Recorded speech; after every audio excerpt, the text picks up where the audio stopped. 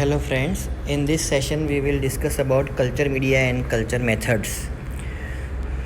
What is culture media? Culture media is an artificially prepared substance in which we can grow organisms.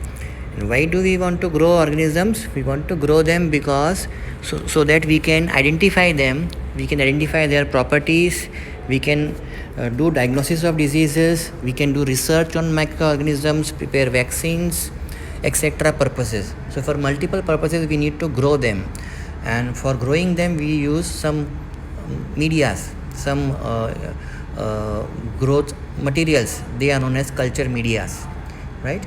And if satisfactory nutrients are provided for an organism, then it can grow. Like every cell of the body, it requires oxygen, water, nutrients and all. Similarly, microorganisms, all the organisms, they require some growth factors: suitable temperature, pH, suitable nutrients, osmotic balance, everything. Similarly, if you provide all these requirements to a bacteria, then it can grow. And you can prepare different kinds of medias, culture medias, for different bacteria. A requirement for making a culture media: water, oxygen, nitrogen, carbon, mineral salts, vitamins, and specific requirements for different bacteria. If all these requirements are fulfilled, then a proper medium can be made and a desired bacterium can be grown in such kind of a medium. Now, culture media have been classified into different categories in different manners. One classification of culture media is based on physical state of the medium. There are three kinds of culture media: liquid media, semi-solid media, and solid media. So based on physical state, there are three kinds of culture media.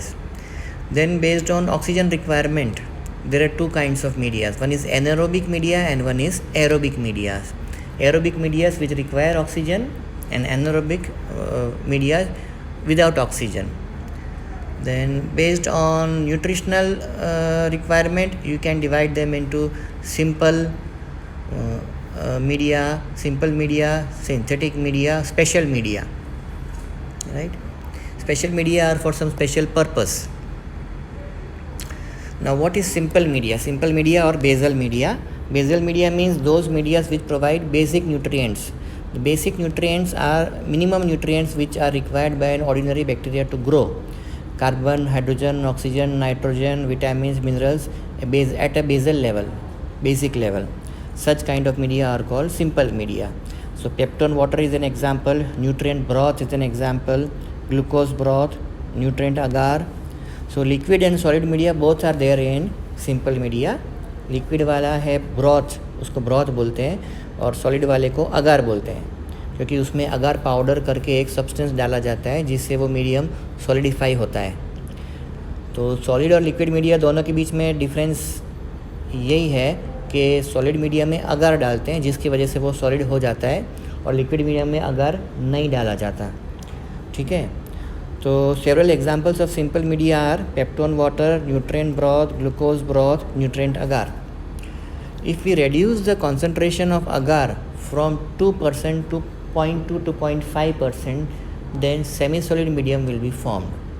In solid medium, the concentration of agar is 2%. In semi-solid medium, the concentration of agar is 0.2 to 0.5%. And in liquid medium, the concentration of agar is 0. There is no agar in liquid medium. तो ये तीनों media में difference is in the concentration of agar. Liquid medium में no अगार, semi solid medium में 0.2 to 0.5 agar percentage, and solid medium में 2% to 2 to 3% agar. Here photographs are shown: peptone water, nutrient broth. These are examples of simple media. There are several bacteria which can grow in simple media, and they do not require extra nutrients or special nutrients, so they can grow on ordinary media.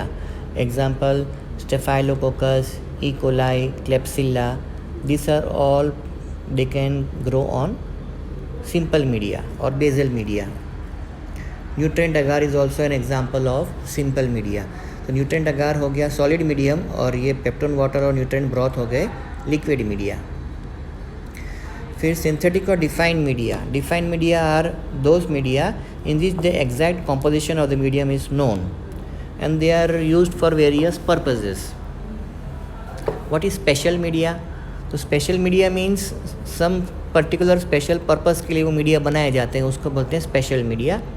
उसमें अलग अलग examples हैं। पहला example है enrich media. तो enrich media मतलब क्या? तो in this media substances such as blood, serum और egg are added to the basal medium. तो बेसिक न्यूट्रिएंट अगार तो होता है, न्यूट्रिएंट अगार में अगर ब्लड ऐड कर दो या सीरम ऐड कर दो, ऐसा कुछ एक्स्ट्रा न्यूट्रिशन ऐड कर दो तो एक्स्ट्रा न्यूट्रिएंट्स आ गए तो फिर एनरिच हो गया वो न्यूट्रिशन में। तो कई बैक्टीरिया ऐसे होते हैं जो बेसिक न्यूट्रिशनल में नहीं ग्रो कर सकते, उनके लिए थोड़ा एक्स्ट्रा न्यूट्रिशन चाहिए, तो वो ऐसे मीडिया में ग्रो कर पाएंगे और ऐसे एनरिच मीडिया बोलते हैं इनको।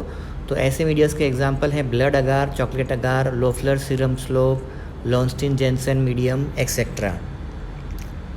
इधर ब्लड अगार और चॉकलेट अगार का फोटोग्राफ दिया हुआ है। तो ब्लड अगार में न्यूट्रिएंट अगार प्लस ब्लड, ये दो चीज़ें होती हैं। और चॉकलेट अगार में क्या होता है? न्यूट्रिएंट अगार plus chocolate? No, chocolate agar में भी न्यूट्रिएंट अगार प्लस ब्लड ही होता है, लेकिन the temperature of adding blood is different in both this medias. Both the medias, the same combination is there, nutrient agar plus blood. But when the blood is added at about 55 to 60 degrees Celsius, it remains as blood and the medium formed is red in color, and that is known as blood agar. But when you add the blood at a higher temperature, about 90 degrees Celsius, then the RBCs will get lysed and hemoglobin का दूसरा products बन जाएगा। और वो जो products बनते हैं haemoglobin के डिकम्पोजिशन के, वो ब्राउन कलर के होते हैं और उसकी वजह से मीडियम का कलर ब्राउन हो जाता है और इसीलिए उस मीडियम को बोलते हैं चॉकलेट अगार। तो ब्लड अगार और चॉकलेट अगार दोनों भाई भाई है। ब्लड अगार में ब्लड ऐड करने का टेम्परेचर 55 डिग्रीज़ के आसपास और चॉकलेट अगार में ब्लड ऐड करने का टेम्परेचर है 90 डिग्रीज़ के आसपास, इसीलिए ये दोनों में डिफरेंस है। और chocolate agar is more nutritious compare to blood agar, क्योंकि आरबीसीज और डब्ल्यूबीसीज के अंदर जो न्यूट्रिएंट्स हैं वो भी निकल के बाहर आ जाते हैं और बैक्टीरियाज के लिए अवेलेबल हो जाते हैं फॉर कंजम्पशन चॉकलेट अगार में। So chocolate agar is more nutritious. Blood agar में डब्ल्यूबीसी आरबीसी के अंदर का न्यूट्रिएंट उनके अंदर ही है, और चॉकलेट अगार में उनके अंदर का न्यूट्रिएंट बाहर निकल के मीडियम में आ जाता है। तो chocolate agar becomes more nutritious compare to blood agar. फिर Loeffler serum slope, Lowenstein Jensen medium, they are also examples of enrich media. LJ medium is used for Mycobacterium tuberculosis and Loeffler serum slope is used for Corynebacterium diphtheriae and Mycobacterium tuberculosis both. फिर आता है enrichment media. तो what is enrichment media? Enrichment media are such medias in which some nutrients or some substances added in such a manner that some particular bacteria that we want, that particular bacteria will grow better, and other bacteria which we do not require and they can interfere in the growth, they will be inhibited. So to enrich some particular microorganism and inhibit other bacteria, some such substance is added. This kind of media are known as enrichment media. Example, selenite F broth and tetrathionate broth which are used for enteric bacilli. तो selenite F broth और tetrathionate broth में कोई substance ऐसा डालते हैं जिससे जो desired bacterias हैं जो हमको ग्रो करने हैं वो ग्रो करेंगे, लेकिन जो अनडिज़ायर्ड माइक्रोब्स हैं, दूसरे माइक्रोब्स जो हमको नहीं चाहिए उसमें ग्रोथ में, वो सारे इनहिबिट हो जाएंगे। ऐसे मीडियम को बोलते हैं एनरिचमेंट मीडिया। फिर सिलेक्टिव मीडिया। सिलेक्टिव मीडिया मतलब क्या? तो सिलेक्टिव नाम में से ही पता चल रहा है कि सिलेक्टिव यानी कि सिलेक्टिव ग्रोथ हो, यानी कि पर्टिकुलर माइक्रोब ग्रो कर सके और दूसरे माइक्रोब्स ग्रो ना कर सके, वही पर्पस जो एनरिचमेंट मीडिया का पर्पस है वही पर्पस इसका भी है, सिलेक्टिव का भी। लेकिन दोनों में फ़र्क इतना है कि एनरिचमेंट मीडिया लिक्विड वाले मीडियम को बोलते हैं, तो enrichment word is use only for the liquid medias, और selective media this term is use for the solid medias. दोनों का पर्पस सेम है, सिलेक्टिव का और एनरिचमेंट का, कि कोई पर्टिकुलर डिज़ायर्ड बैक्टीरिया को ग्रो करना है और बाकी के उनको ग्रो नहीं करना। लेकिन enrichment is liquid and selective is solid medium.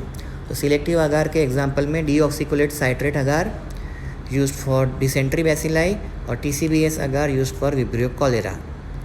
Here you can see photograph of TCBS and Salmonella Shigella agar.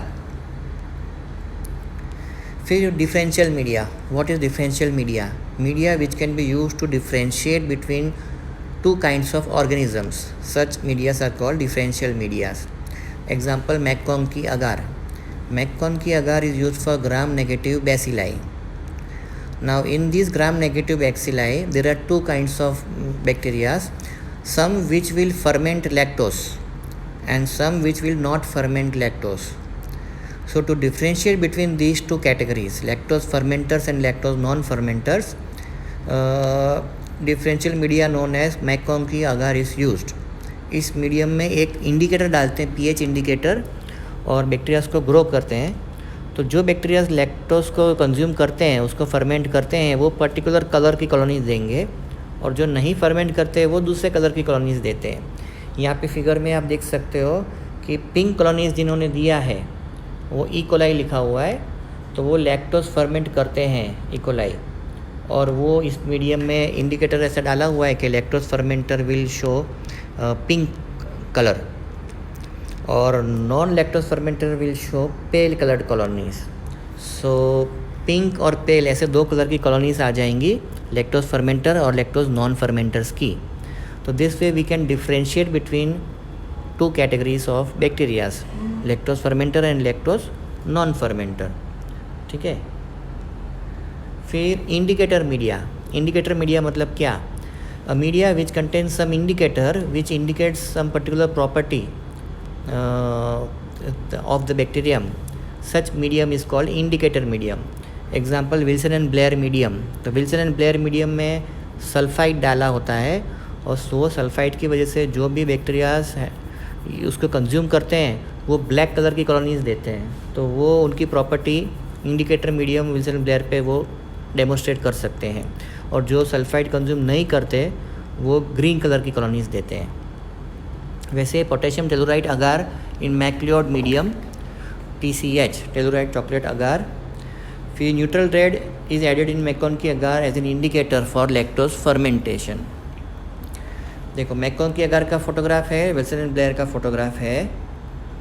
फिर ट्रांसपोर्ट मीडियम. तो what is the purpose of transport medium? There are several bacterias which field में जब patient में से, ward में से, OPD में से सैंपल कलेक्ट करते हैं और वहाँ से लैब तक ले जाते हैं, तो कलेक्शन से लेकर लेबोरेटरी तक पहुँचने के लिए कुछ टाइम चाहिए. उस टाइम में अगर वो बैक्टीरियाज मर जाते हैं तो फिर आपको सैंपल में से आइसोलेट नहीं होगा. पर अगर आपको वो बैक्टीरियाज को प्रिजर्व करना है, ज़िंदा रखना है ये ट्रांसपोर्टेशन टाइम में, तो आप उसको किसी मीडियम में डाल सकते हो, और वो मीडियम उसको बोलते हैं ट्रांसपोर्ट मीडिया.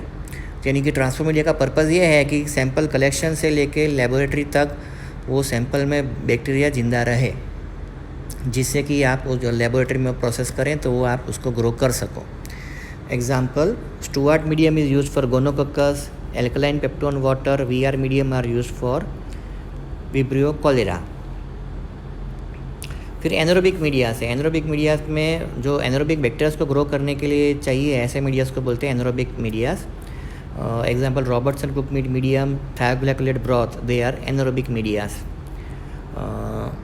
ये रॉबर्टसन कुक मीट मीडियम है जिसमें मीट पार्टिकल्स डालते हैं, और वो मीट पार्टिकल्स एनारोबिक बैक्टीरियाज होते हैं, वो मीट पार्टिकल्स कंज्यूम करते हैं और उससे सर्वाइव करते हैं एनारोबिक एनवायरनमेंट में, इसलिए उनके लिए ये Robertson cook meat medium use किया जाता है.